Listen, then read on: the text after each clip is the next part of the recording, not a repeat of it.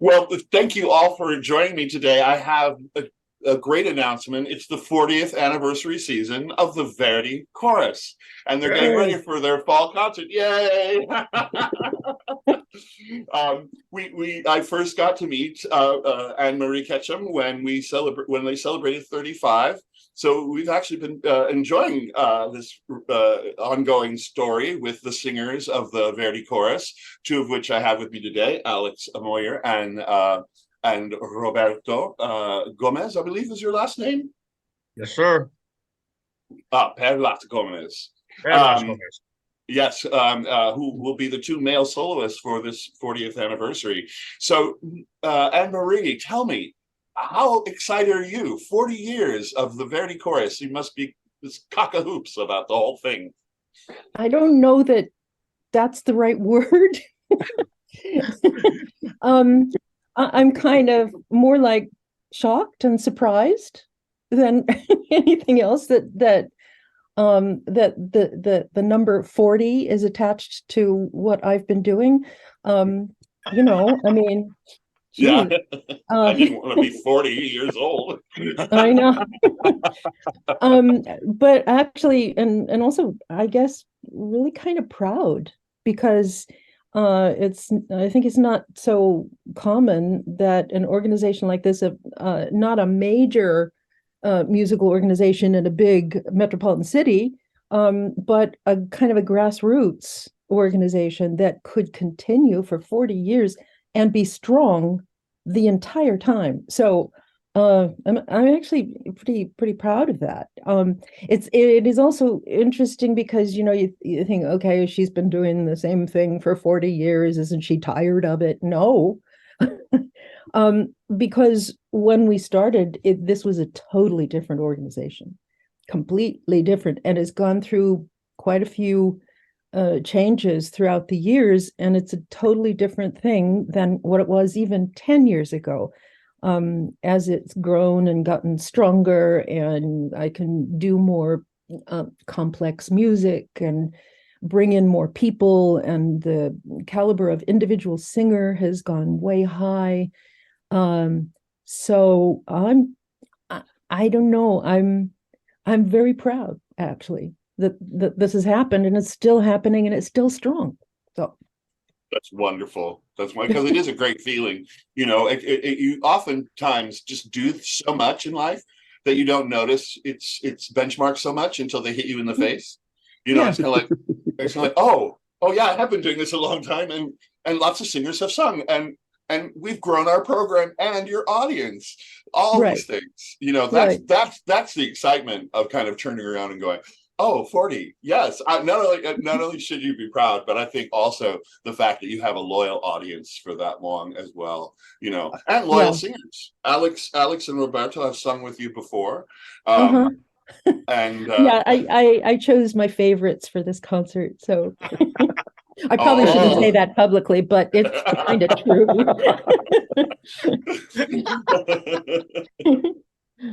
Roberto, how long have you been singing with the Verdi Chorus? Tell us your Oh, story with the Verdi oh Chorus. my gosh. I think I started sometime in the 90s. I was trying to recall, but I think the first time was it had to be sometime in the 90s. So you were a youngin'. You were like a kid. Yeah, younger.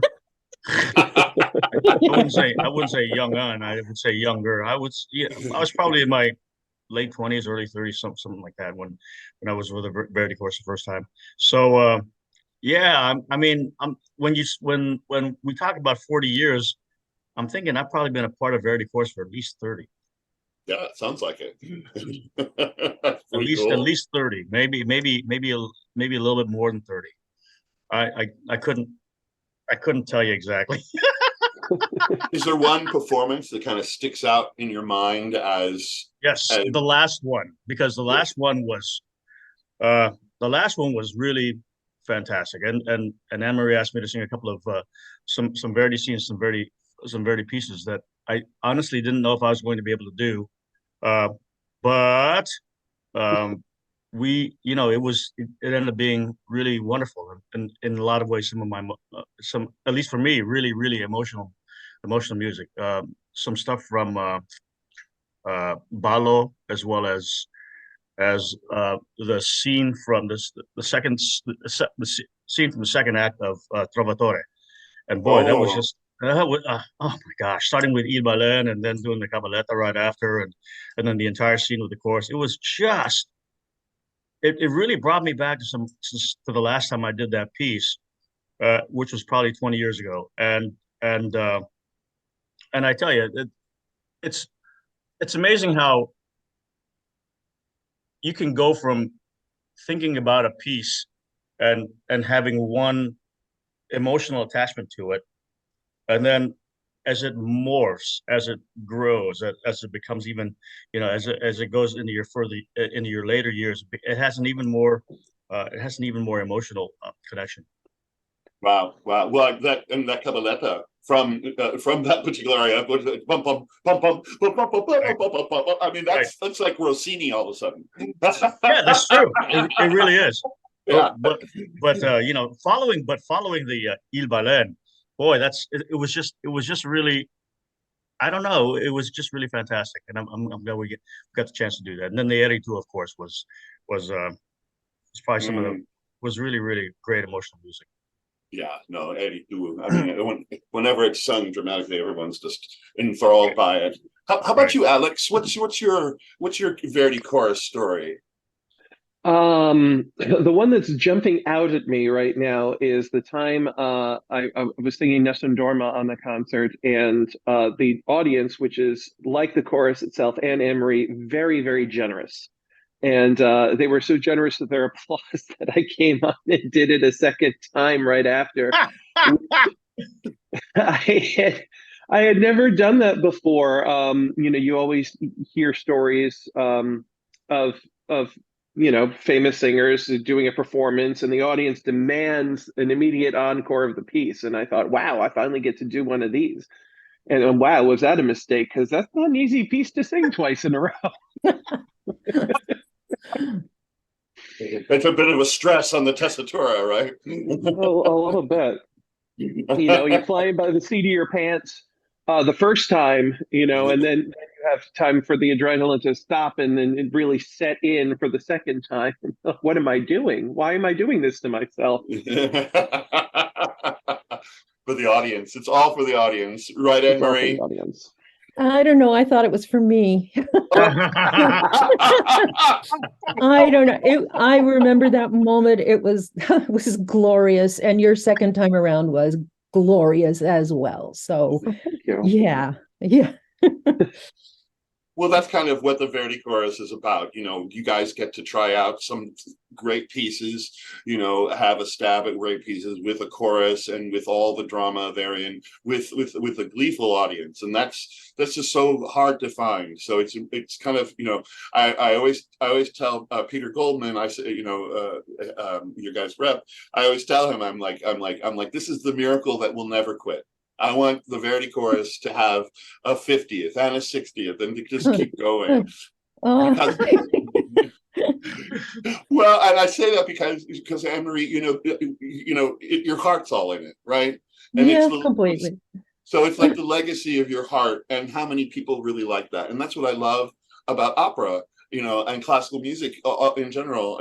People come together because they want to be around the talent. They want to be around the epicenter of what happened, and that's great music. So Anne Marie, what are some pieces that you're really excited about on the program? Oh, well, obviously Va Pensiero, because it's Va Pensiero. We're doing that as part of the celebration in the second half.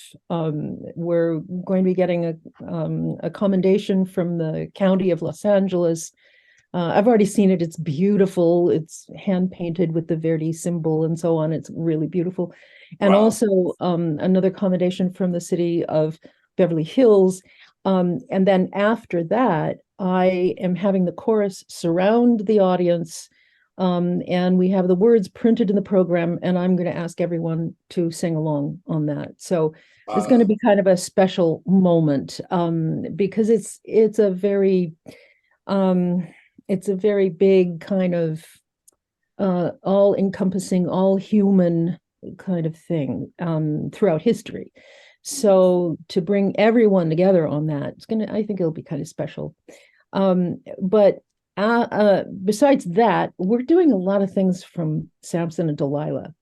That is such a glorious opera. It just kind of blows me away. I wish I could do more. We have to do other operas too. So, and my concerts tend to be on the long side because I can't cut anything out. But the music that we're doing from that is just so stunning. I mean, everybody knows the Molka Suvratova, the great mezzo aria, but this whole thing was originally written as an oratorio, and it's got so much chorus in it that is just absolutely glorious. And just wait till you hear Alex bring the tempo down at the end of the whole opera. I mean, the music that leads up to it is rhythmic and crazy. It's this big bacchanal when they're all so happy, and they're just like crazy rhythm. And then he comes in with this such a beautiful homage to who he is and a prayer to God, please help me now. And then everything falls apart. And so it's amazing. It's amazing. So all of that is great. We're going to start the concert with quite a few numbers several numbers from Nabucco. One of my all-time favorites is Sapresan, which Roberto will start out kind of. It's a canon. It's just this again wonderful melody. Verdi's famous for that, but also there's this 3/4 kind of one da da da da da, which is powerful. And I mean, I marvel at how he was able to set something in a waltz time that is an absolutely frightening moment in the opera. Can I jump in here for a second? Yeah. I have to. Well, I agree with all of that, and I think another adjective for that piece is jarring. Yeah. There are parts of that. What would you call it? I guess sextet with chorus that are really kind of weird. Which is not to say that they don't work, and it's obvious that Verdi is a young composer at this point writing Nabucco. But there's something almost experimental about it that I really, really love that kind of goes away until maybe his much later work, not until maybe even Falstaff or something. It reminds me of the sort of experimental parts of a young Puccini, things that he does in Le Villi and Edgar that don't come back until Trittico and Turandot. It's really interesting, and I think it's a little bit ahead of its time in its own way. I love it. Yeah, I agree, and thank you for adding that. It's one of my all-time favorite pieces for the chorus to sing. It's powerful. It's sort of strange. It's people are all over the place rhythmically and pitch wise. It goes all over, and yet in a way it's got a simplicity to it as well. So it's pretty fabulous. Well, I love what Alex is saying too, kind of about the idea of of Verdi kind of being experimental, because he was, right. He always was. He was always cutting edge. The one story that always sticks with me, and I always tell this Traviata story, is that they didn't like it at first because they were looking at people in modern dress. They were looking at themselves. Now, you don't get more cutting edge than that in the 1850s. To actually show the demi-monde was too much for them. So they had to set it in the 17th century to make it palatable again. So, I think that those Verdi stories always show him kind of leading the edge, even in 1840 with Va Pensiero, because he was really channeling his Italian people right? Who were Right. under Austrian captivity at the time, to revolt, to step up and remember that God is always with you, no matter how oppressed you are. So for Verdi to make that leap, as Alex is saying, in 1840 is pretty insane. So he probably,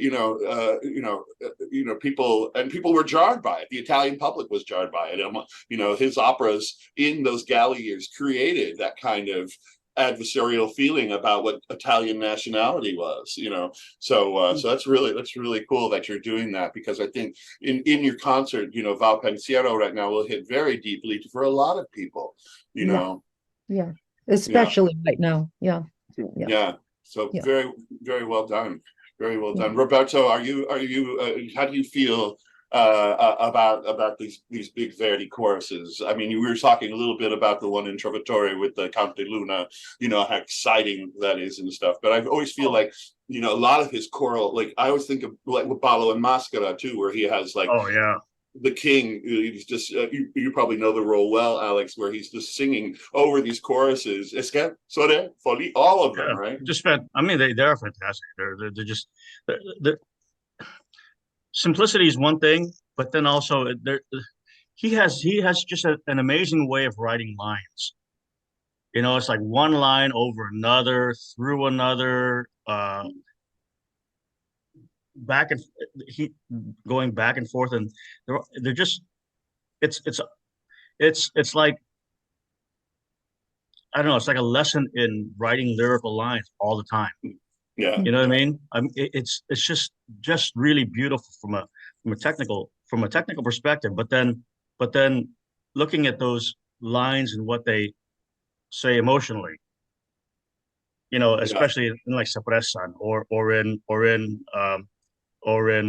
oh my God, especially you get to things like Don Carlo, and it's just on a completely different level. Yeah, totally. Yeah, just they're really, really fantastic. And he doesn't always. The thing I love about Verdi is he doesn't always tend to spell out every harmony. That's Do right. you know what I mean? It's almost like he suggests more. Uh, he suggests harmonic structures. He suggests harmonies that when he writes a line, there's more to the harmony than he writes. And I hear that a lot especially in I hear that a lot in Nabucco. I hear that a lot, especially in Otello. Otello really, really, he really does that quite a bit. And so there's just so much that's really, really exciting about Verdi. And you just never get tired of it. Well, he's my hero, as Anne Marie knows, and I know he's Anne Marie's hero. Oh, yeah. So what other pieces are going to be on the concert? Well, by the way, while we're on Verdi, these two guys will be doing the Don Carlo duet. Yes. So finally, I mean, yeah. You haven't done it before? I never get to do it. We haven't done it with Anne Marie, certainly, but I never get the opportunity to do it for some reason. Oh, we're gonna have fun with that. Yes, we are. We're gonna have fun with that. So besides that, the end of the last section of the concert will be Cavalleria Rusticana, which is, I mean, yeah. What are you gonna say? And with these two guys and with Audrey Babcock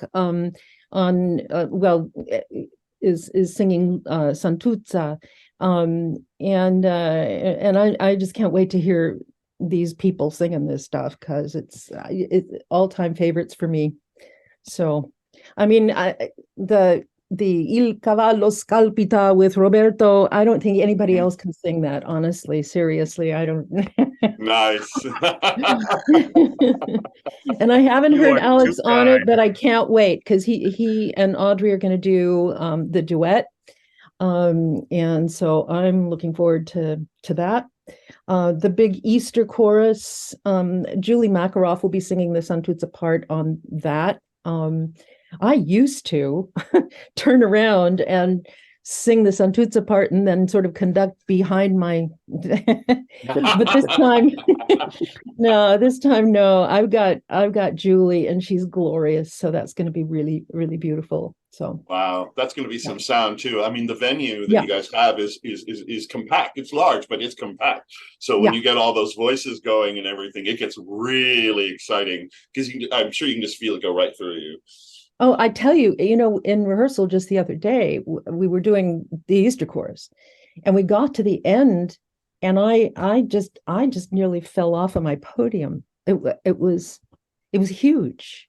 And we're big enough now that we can do the second chorus, the inside chorus with the Alleluias. And I don't know. There are certain pieces of music that, I mean, you can describe it, you can talk about it in technical terms till the cows come home, but that is such an emotional explosion of feelings.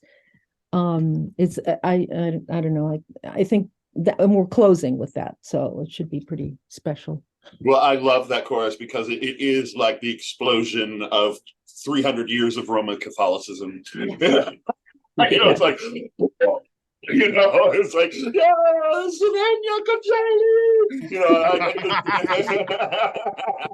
And that the magic of all this is that, in my group, I've got a lot of Jews and various other types, and they are all feeling it too. How can you not?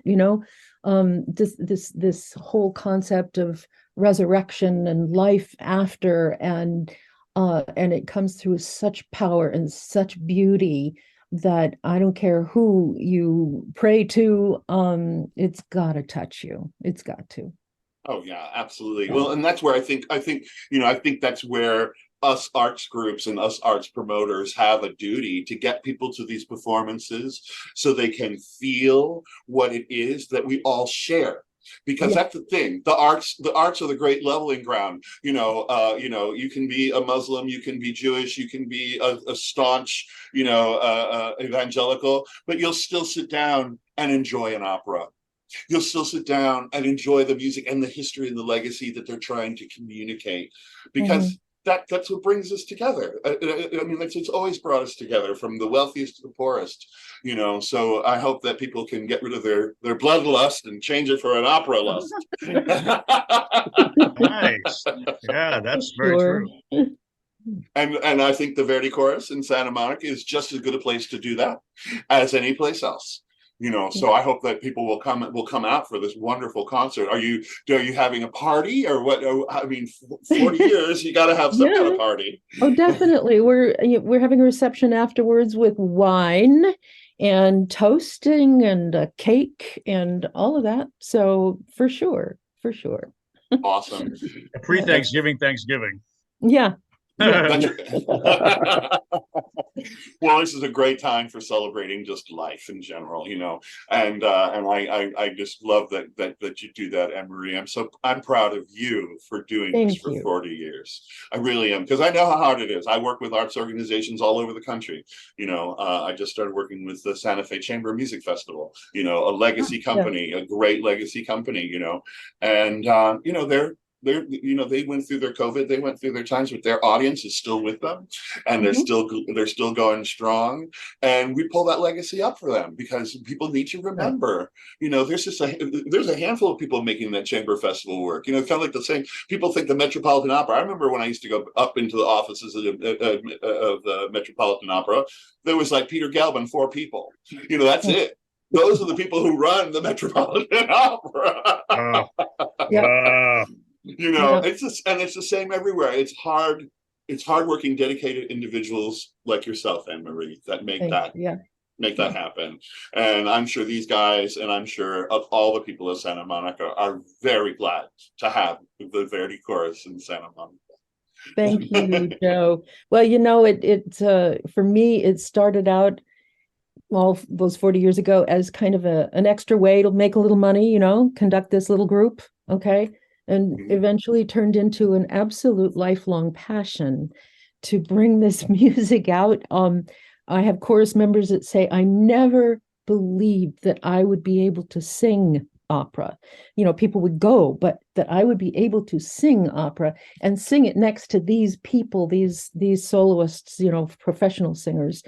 And it's just, you know, I hear those stories and that's what I'm proud of, you know, that I can bring it close, very close to a lot of people and present it to people who would not normally have gone out to opera. There are a lot of people in our audience that where this is their first experience. And I think we've turned a number of people around into some big fans. So that's another kind of legacy that I feel is really important. Yeah. Absolutely. You know, they always say, you know, an opera lovers are born.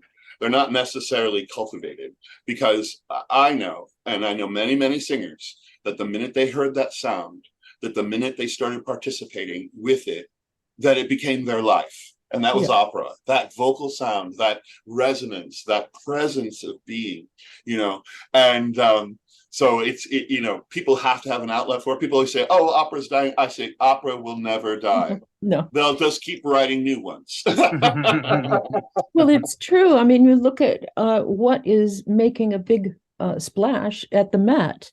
It's all the new ones. You know, people aren't going to the old bohemes so much. They're going to Dead Man Walking. You know, why is that? Because there's something powerful about the human voice and putting it together with an orchestra and a stage, you know, but I mean the human voice, the way we're talking about it. Having it be such a complete physical experience. I always would say, you know, to my students when I was teaching all this, it's the most beautiful marriage of physical, intellectual, and emotional, all blending together to make something so deeply human happen. And there's nothing else like it, really, as singing like this. Yeah. I mean, you know, when those guys came together back at the beginning of the 17th century to figure out what would be the best bridge between ballet and plays, they invented opera with Monteverdi, right? And when that happened, it would never die again, because even that opera has these moments of great human gesture that is not captured anywhere else, except with a bit of music as the subconscious and a bit of lyricism, as we actually are more lyrical when we're on our own, right? So, you know, I think it's great to see it come not only from you know, Renaissance Venice, but also from Venice, California, with the Verdi Chorus, you know. Because many people will come in, hopefully, to your concerts, and it'll be their first moment, and they'll be like, oh, where was this been? You know, that's how I was when I discovered it. And mine was Trovatore. I think I told you this, Anne Marie. You know, I found a Trovatore at the library, and I sang every part until I collapsed and was hoarse. Well, I can't thank you all enough for coming today. Anne Marie, I wish you the greatest of luck next weekend, as I do to you. Toi, toi, toi, Alex. Toi, toi, toi, Roberto. And to the lovely ladies who couldn't make it here today. I'll put their names in the credits, of course. But I just wish you the biggest toy that you could possibly get from me on this wonderful 40th celebration. Thank you, Alex, Thanks, for supporting us and for always being so interesting in these lovely Zoom meetings. It's great. Thank you. Thanks, Joe. Well, those fellow passions will do that. So for sure. Okay. Bye. Bye. Stop recording. Yay! Okay, there we go.